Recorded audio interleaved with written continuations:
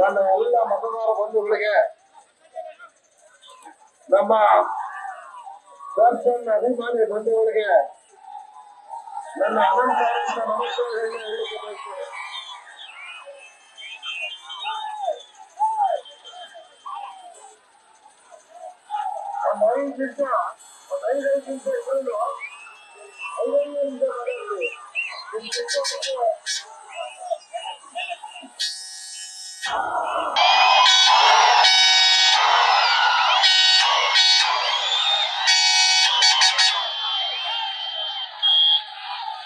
ಪ್ರತಿ ಬಾರಿಯೂ ದರ್ಶನ್ ಧರ್ಮದ ಪರವಾಗಿ ಚುನಾವಣೆ ಬರೋದು.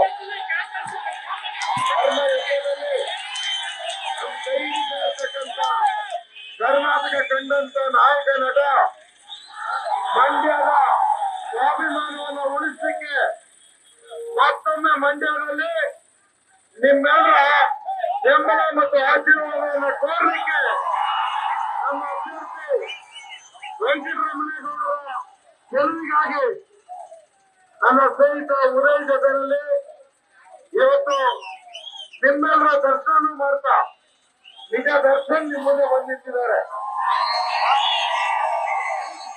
ಆ ಒಂದು